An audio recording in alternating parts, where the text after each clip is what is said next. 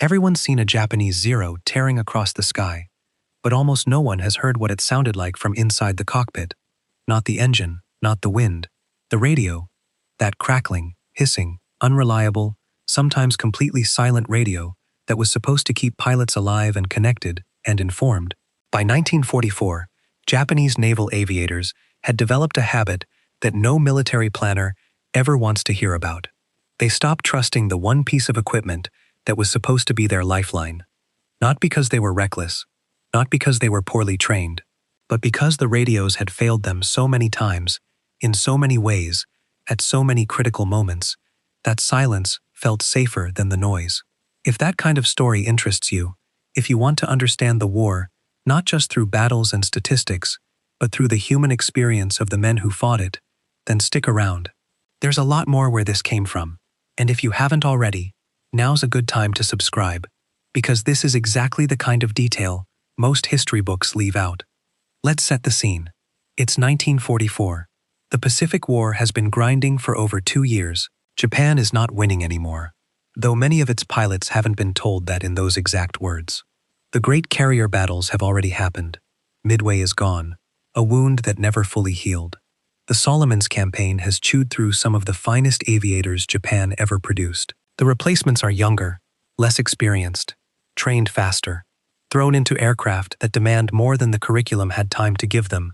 And yet, despite everything, these men climb into their cockpits and go.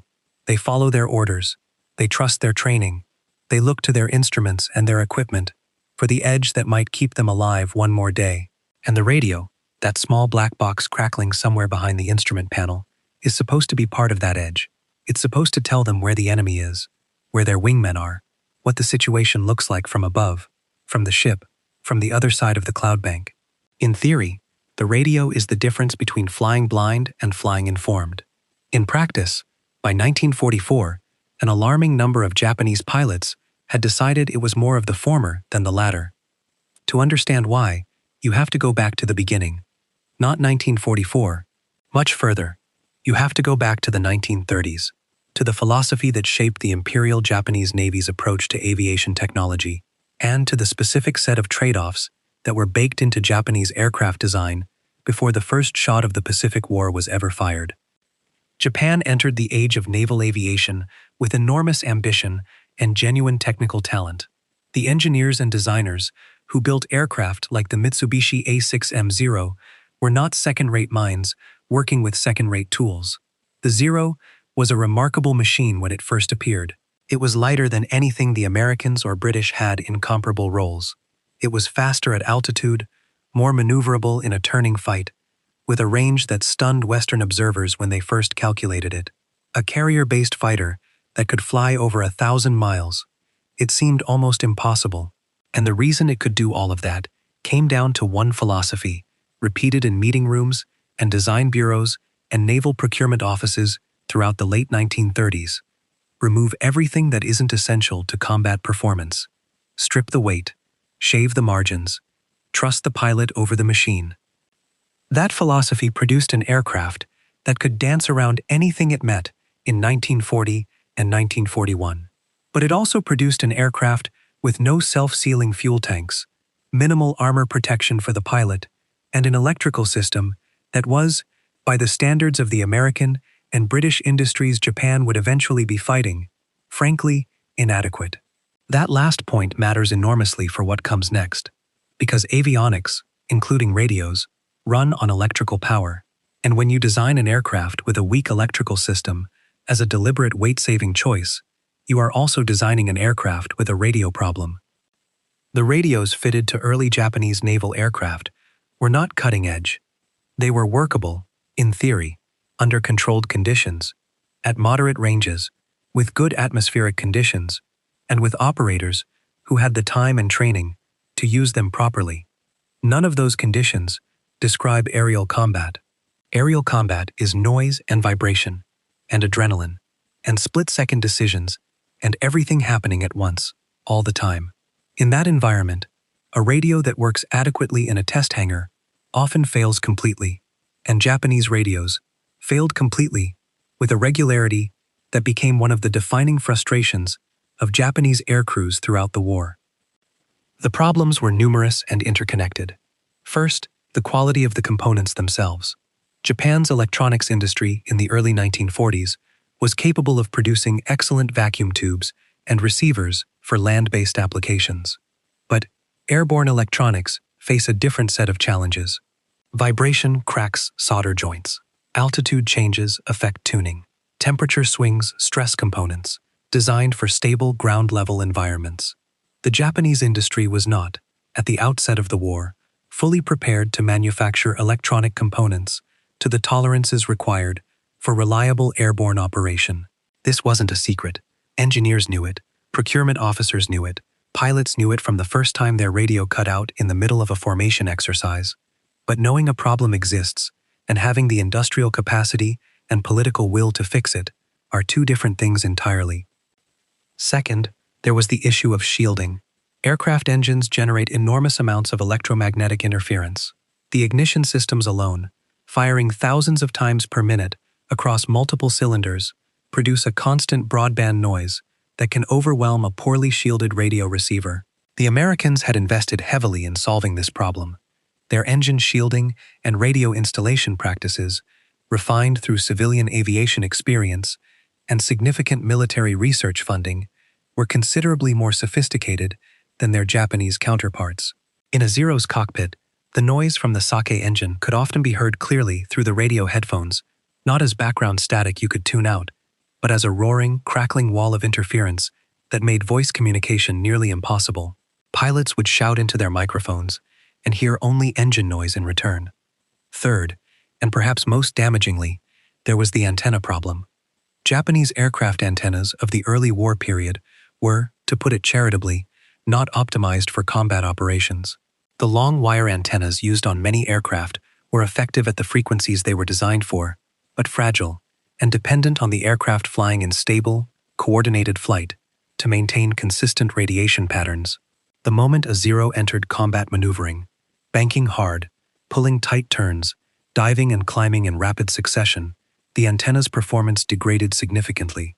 Range dropped, signal quality fell, and communication, already marginal in the best conditions, became effectively impossible during the moments when it was most needed.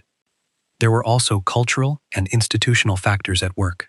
The Imperial Japanese Navy had a complex relationship with technology. On one hand, it invested heavily in certain areas, producing world-class warships, excellent torpedoes, the finest long-range flying boats of their era.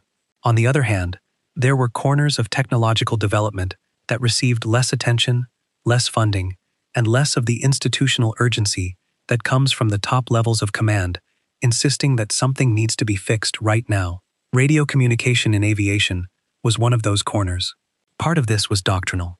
Japanese naval aviation doctrine, as it evolved through the 1930s, placed heavy emphasis on pre-mission planning, formation discipline, and the ability of individual pilots to read a situation and react without needing constant verbal guidance.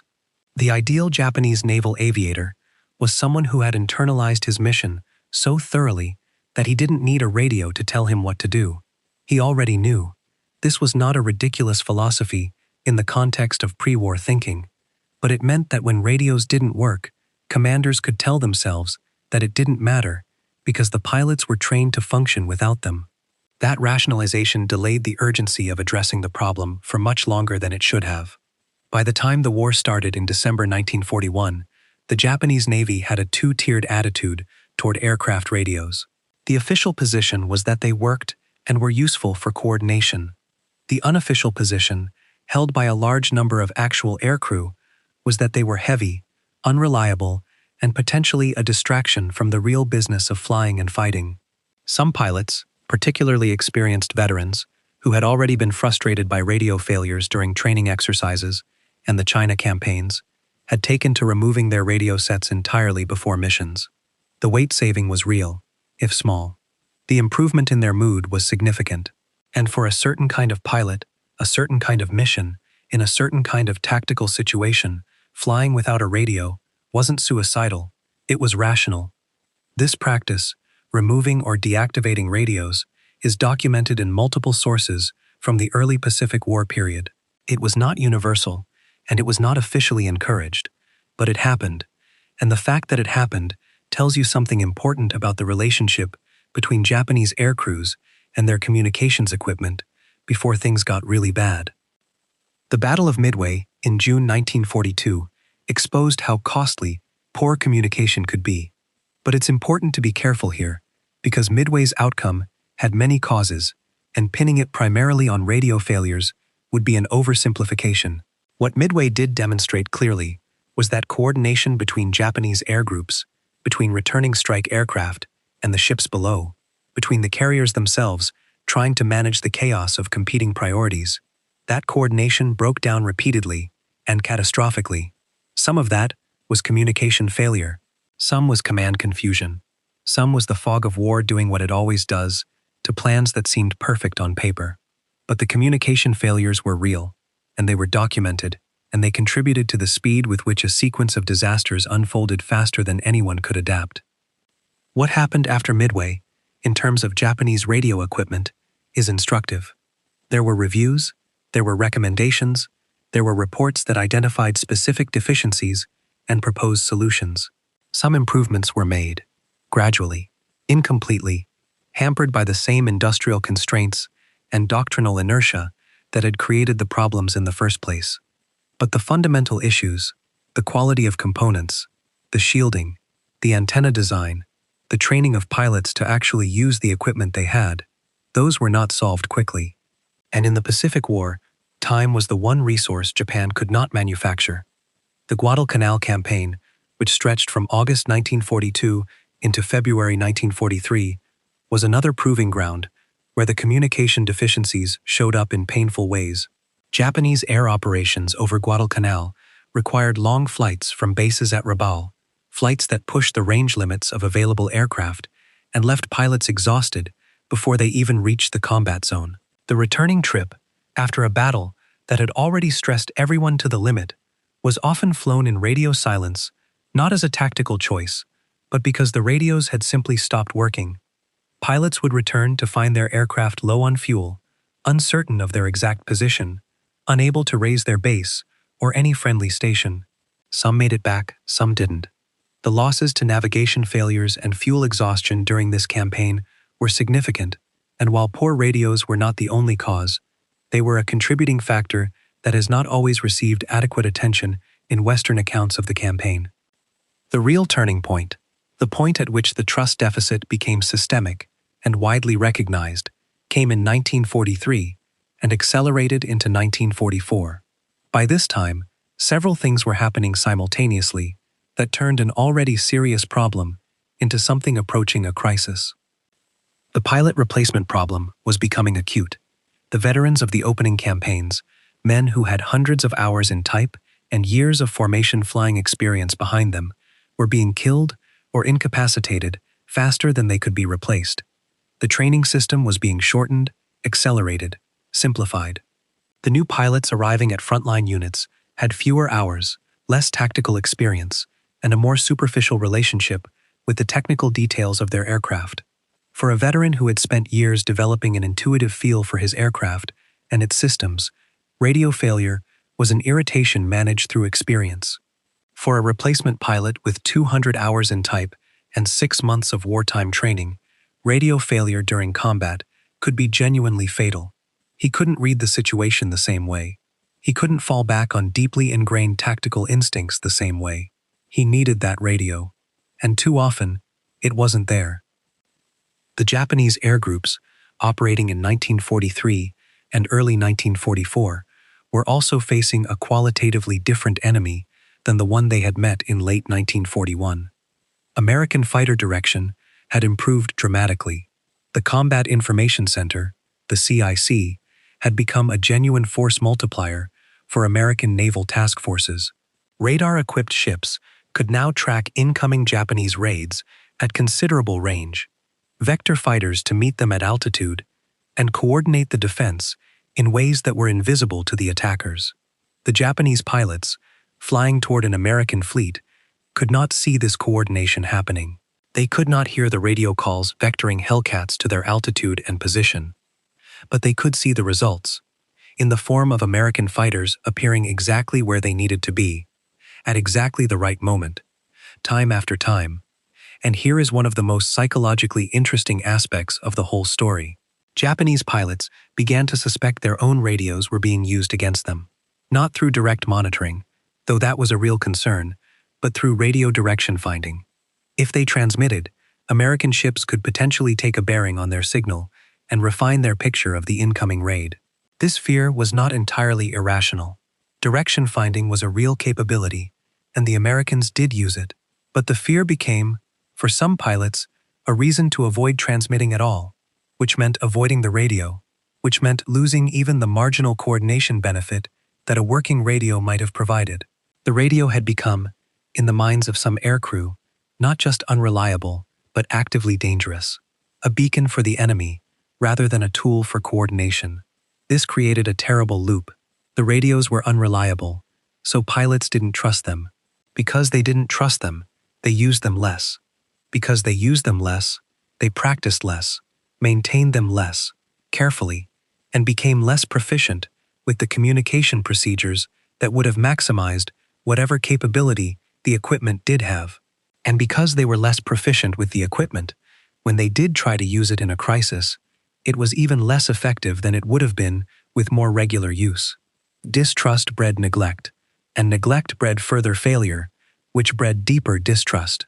It was a reinforcing spiral, and by 1944, it had wound itself very tight. The Marianas Campaign in the summer of 1944, particularly the Battle of the Philippine Sea in June, is often called the Great Marianas Turkey Shoot in American accounts.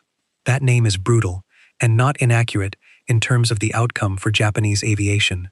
But what it doesn't capture is the granular experience of the Japanese pilots themselves, flying into a defense they could not understand, coordinated in ways they could not see, unable to communicate effectively with each other or with their carriers, stripped of the situational awareness that might have let them make better decisions and preserve more lives. Japanese strike groups approaching the American task force during the Marianas battle flew into an interception that was, from the American side, carefully orchestrated. Fighters were vectored to precise altitudes and positions by ship-based fighter directors reading their radar screens. The Japanese formations were met at altitude, broken up, and destroyed in detail. Individual pilots, separated from their formations, unable to raise their wingmen or their strike leaders on radio, had to make life-or-death decisions with almost no information about what was happening around them. Some turned back, some pressed on, some simply disappeared. The coordination that a functioning, trusted radio network might have provided could not have reversed the fundamental tactical situation. The Americans had too many Hellcats and too many advantages, but it might have allowed some pilots to make better decisions, to consolidate with other survivors, to find and attack targets with more effectiveness before they were destroyed. Instead, many flew alone, which in that kind of combat was often a death sentence. The Zero pilots and Kate torpedo bomber crews, and Judy dive bomber aviators, who flew in June 1944, were not lacking in courage. What they lacked, among other things, was communication. And that lack was not accidental. It was the product of years of accumulated choices, technical compromises, industrial limitations, doctrinal blind spots, and a war that had moved faster and further from Japan's original assumptions than anyone had planned for. It's worth spending some time on the technical specifics of what Japanese pilots were actually working with in 1944, because the details illuminate the scope of the problem in ways that numbers alone don't capture. The primary radio fitted to Japanese carrier-based fighters by 1944 was typically the Type 3 Model 1 radio, a combined transmitter and receiver unit designed to operate in the high-frequency band. It was a vacuum tube design, like virtually all radios of the era. It weighed roughly 11 kilograms, complete with its installation hardware, which was significant in an aircraft where every kilogram was a trade-off against fuel or performance. Its range in ideal conditions was respectable. Voice communication, out to perhaps 100 kilometers under good conditions, with skilled operation. But the key phrase is ideal conditions, and aerial combat provided almost none of those. The vacuum tubes used in these radios were sensitive to vibration. A zero in combat maneuvering generated significant airframe vibration, particularly at high speeds or during pullouts from dives. Tubes could arc internally, malfunction, or simply fail, and you would know it only when the radio stopped working. The replacement procedure required removing and repacking tubes in a cockpit that was not designed with radio maintenance in mind. In practice, if your radio failed during flight, it was failed for the duration of that flight. You weren't going to fix it while also flying the aircraft and watching for enemy fighters. The frequency range of these radios was also a limitation. The high-frequency band, used by Japanese tactical aircraft communications, was susceptible to ionospheric effects that varied with time of day, season, and solar activity. A radio that worked perfectly during a morning mission might be far less effective during an afternoon operation, as propagation conditions changed. Pilots who had learned through experience that their radio was unreliable might try transmitting on a different day and find that it worked, or not, and the unpredictability itself was corrosive to trust. If you couldn't predict whether the radio would work, you couldn't build communication into your tactical plan with confidence. And if you couldn't build it into your plan, you planned without it. There was also the issue of frequency management. Japanese naval aviation operated a relatively small number of assigned frequencies for tactical communication, with multiple formations in the air simultaneously, as was common during the large strike operations of 1944. The frequency spectrum available for voice communication quickly became congested. Pilots trying to transmit would find themselves talking over each other, unable to identify which transmission was relevant to their situation, struggling to extract meaningful information from a babble of voices obscured by static and interference. The Americans had developed more sophisticated frequency management protocols, had more assigned frequencies available for different purposes, and had the advantage of a more mature radio culture within their air groups. The Japanese, for all the reasons already discussed, had not reached the same level of radio communication proficiency at the institutional level. Training is the thread that runs through all of this. You cannot separate the radio problem from the training problem. The best radio in the world, installed and shielded perfectly, powered by a robust electrical system, tuned to uncongested frequencies with clear propagation, is only as effective as the pilot operating it. And effective radio operation in combat requires extensive practice. Not just practice with the equipment in calm conditions on the ground, practice communicating under stress, with incomplete information, with other pilots who are also stressed and working with incomplete information, building a shared language and a set of procedures that work even when everything else is going wrong. American naval aviators went through extensive radio procedure training as part of their overall air group workup process. They flew formation exercises with radios active. They practiced calling contacts, checking in, executing formation changes via radio command, navigating to rendezvous points using radio bearings. By the time they reached a combat deployment, they had a deep, practiced familiarity with radio communication as a natural extension of their flying. It wasn't something they thought about consciously, it was something they did automatically, the way they adjusted throttle or checked their mirrors. Japanese replacement pilots, by 1944, were not getting this. The training pipeline had been shortened so drastically that basic flying skills and aircraft handling were receiving whatever time was available, and radio communication procedure was squeezed into whatever was left, which was often not very much. A pilot arriving at his first frontline unit in 1944 might have basic familiarity with how to turn the radio on, how to select a frequency, how to key the transmit button. The sophisticated, practiced, almost instinctive communication behavior that made American radio operations effective was simply not there. And it couldn't be built in combat, because combat doesn't allow the kind of relaxed, repeated practice that builds real proficiency. Combat punishes you instantly for everything you haven't already mastered. The maintenance side of the picture was equally concerning. Japanese naval air maintenance, in the forward-deployed environments of the Pacific War, was increasingly strained by 1944. Fuel was more carefully rationed. Spare parts supply lines, stretched by the attrition of Japanese merchant shipping, were becoming unreliable. Skilled mechanics who had built their expertise over years of pre-war service were being lost to illness, enemy action, and the simple grinding attrition of continuous high-tempo operations. Their replacements were trained faster and had less experience. Radios, which require careful alignment, tube testing, antenna inspection, and connector maintenance to perform reliably, were receiving less of this careful attention than they needed. An aircraft might fly with a radio that was performing at 50 or 60% of its rated capability, not obviously broken, but not truly functional either, and no one would know until the pilot tried to use it in combat and found that it wasn't reaching the distances he needed. There is a human dimension to this that the technical analysis can obscure. Imagine being a Japanese naval aviator in 1944. You are likely young, probably 20 to 23 years old. You have been through an accelerated training program that you knew was not as thorough as what the veterans received. You are flying with a unit that has already taken significant losses, where the experienced pilots who survived are tired and increasingly aware that the overall strategic situation is deteriorating. You climb into your aircraft for a mission. You check your instruments, you check your fuel, you check your weapons, and you look at that radio and you think, probably based on your own experience and on stories from older pilots who are still alive, to tell them that it is probably not going to work.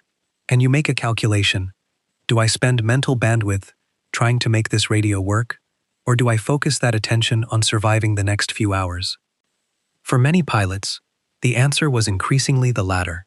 The radio became something you turned on and left running, and maybe heard something useful from, and maybe didn't. But you didn't build your survival plan around it, because you'd learned not to.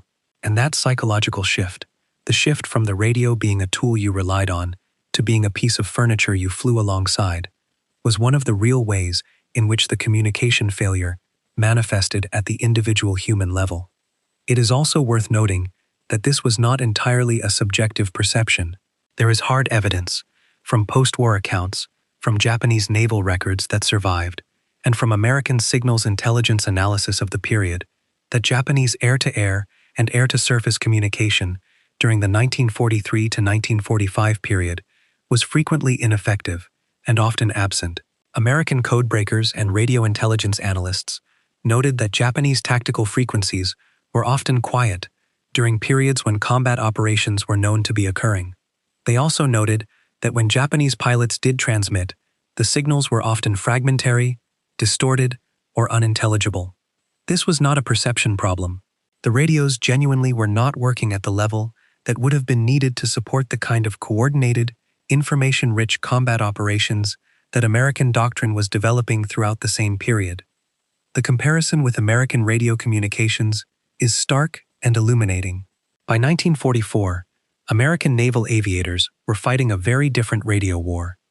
The development of the AN/ARC-1 and related radio equipment had given American carrier aircraft reliable, well-shielded, capable voice communication systems that worked in the combat environment. Fighter direction had evolved from an interesting concept to a mature, battle-tested system that could place fighters in the right place at the right time with consistency.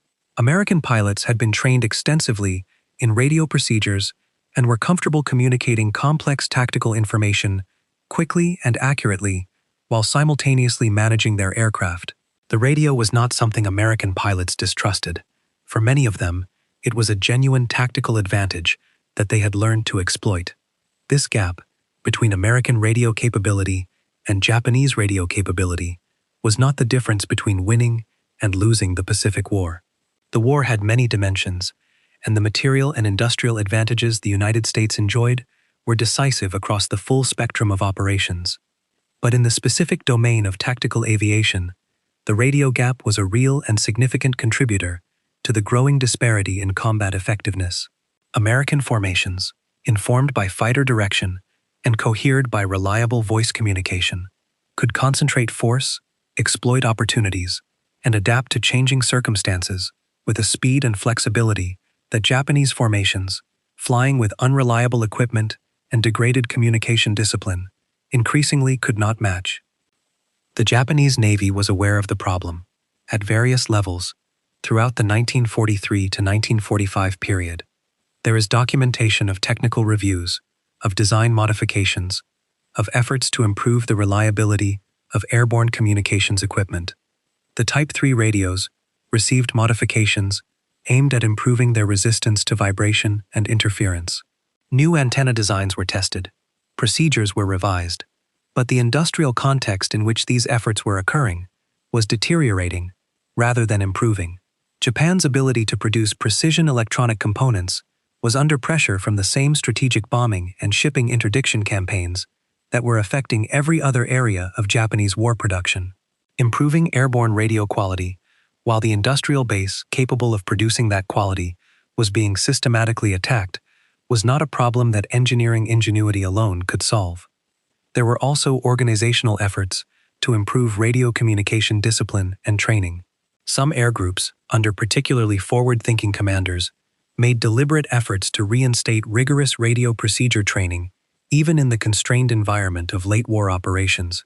These efforts produced real improvements in those specific units, but they were local achievements in the context of a system-wide problem, and they could not change the fundamental picture.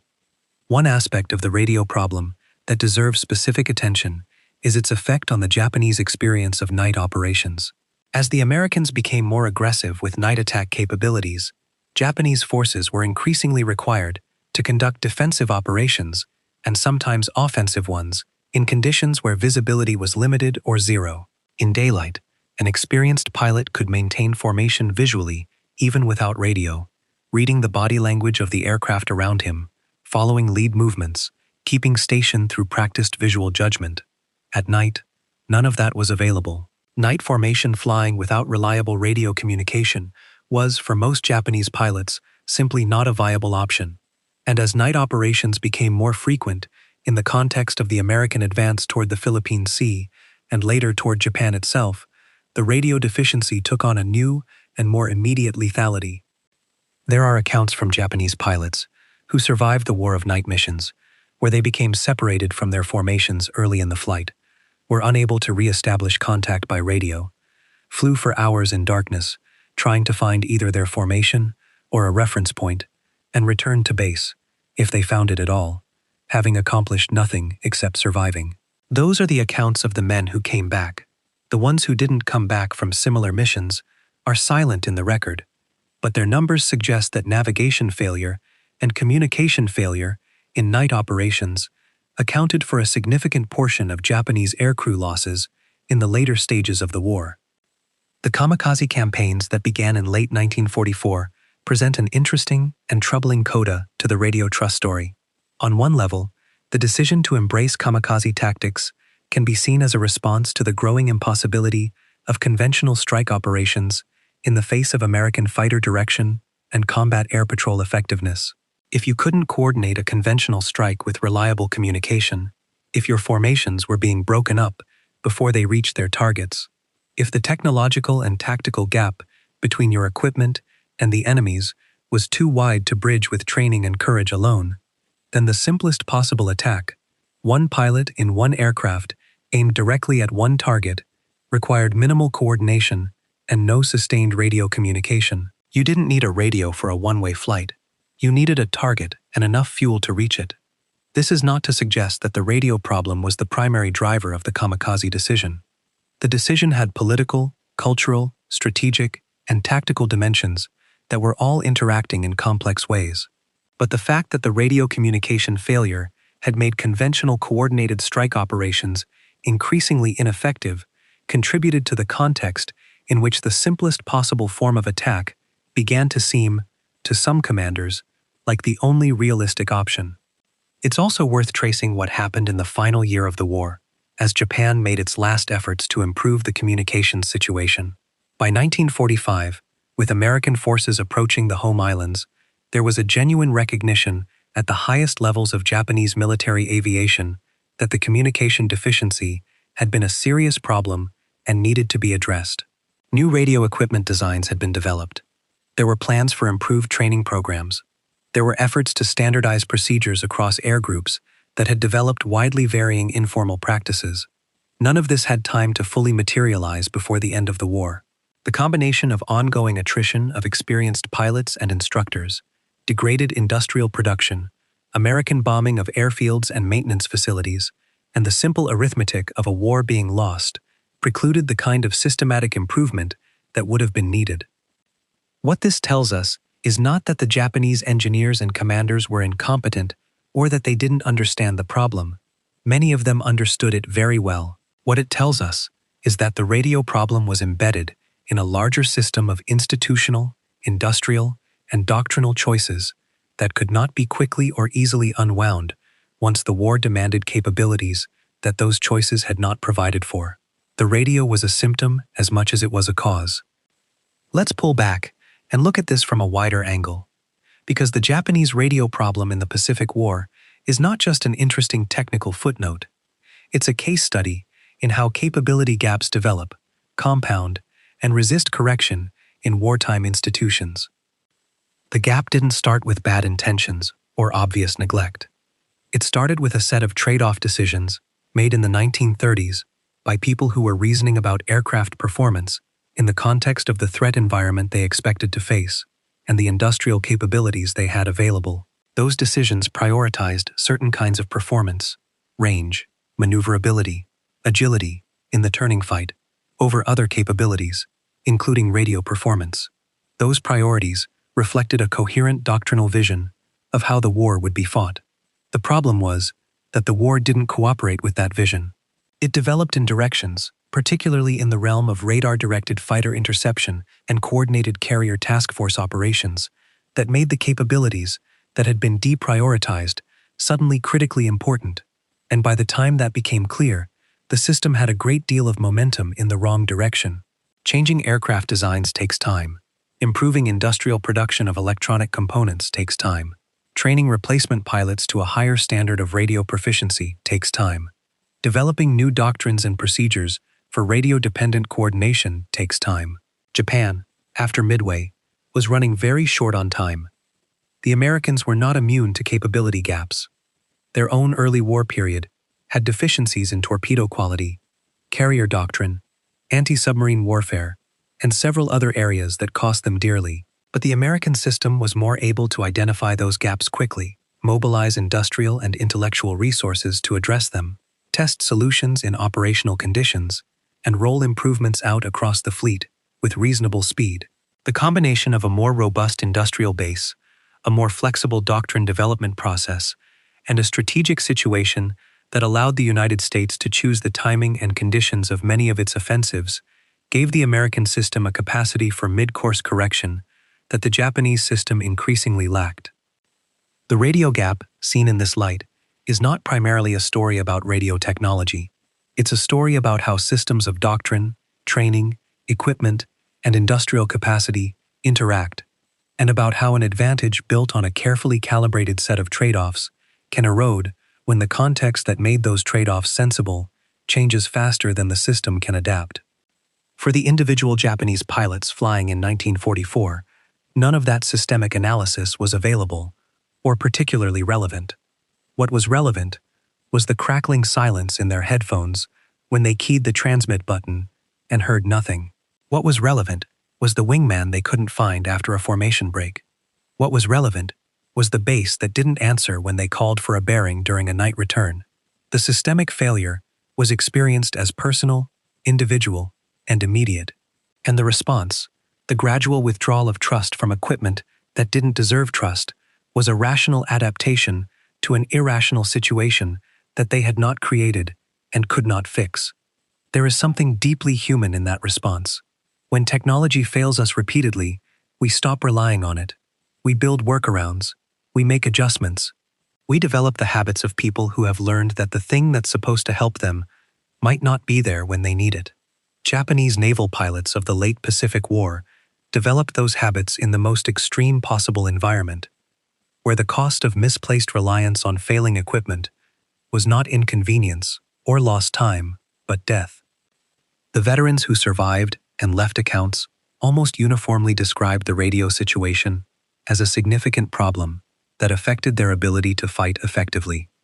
They described the frustration of trying to warn a wingman about an attacker and having the transmission fail.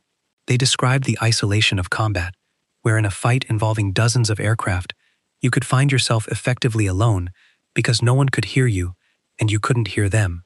They described returning from missions with only a partial picture of what had happened because the coordination that should have given everyone a shared understanding of the battle had simply not occurred.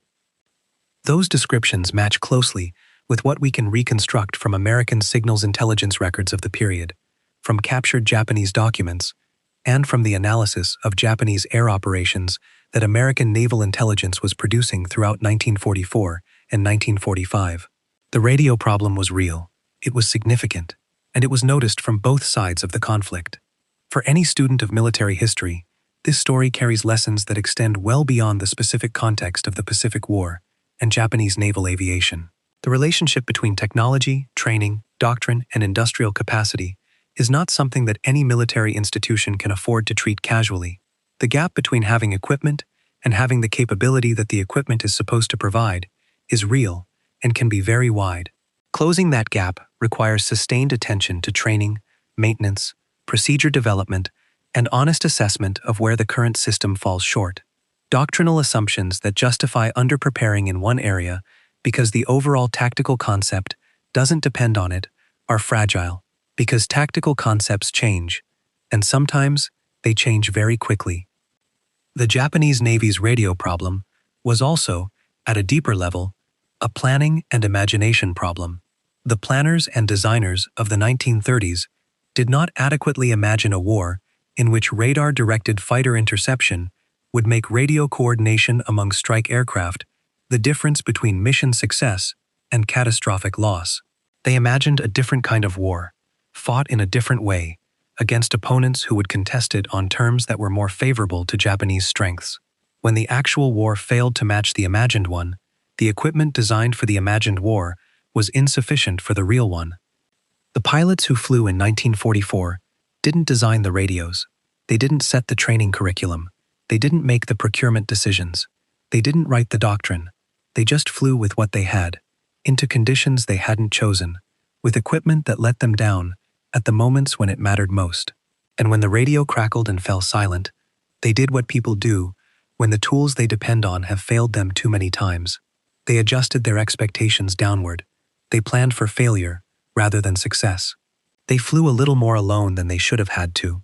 In a war full of dramatic turning points and decisive battles, the slow erosion of trust between a pilot and his radio seems almost too small a thing to examine closely. But those small things, repeated thousands of times across hundreds of missions and dozens of aircraft types, add up. They add up into combat effectiveness numbers and loss rates and mission success percentages. They add up into the margin between a task force that survives and one that doesn't. They add up into the shape of a war. And that's why this story matters. Not because a radio is an interesting piece of technology, though it is. Not because the Battle of the Philippine Sea is a dramatic moment in Pacific War history, though it is. But because the story of why Japanese pilots stopped trusting their own radios by 1944 is actually the story of how capability is built and how it is lost, and how the distance between those two things is smaller than we usually think, and how the consequences of crossing that distance are larger than we usually imagine. The Zero that roared across the Pacific in 1941 was a machine built on carefully considered trade-offs. 4 years later, those trade-offs had compounded in ways that no one fully predicted, in ways that reached into the cockpit and silenced the one voice that might have made the difference between a pilot coming home and a pilot simply disappearing into the Pacific sky. That silence was not inevitable. It was the product of decisions and circumstances and industrial realities and doctrinal assumptions, all of which could have been different, and some of which the Japanese themselves, to their credit, recognized needed to be different, even if recognition came too late to change the outcome. The radio crackled, and then it was quiet, and the pilot flew on, alone.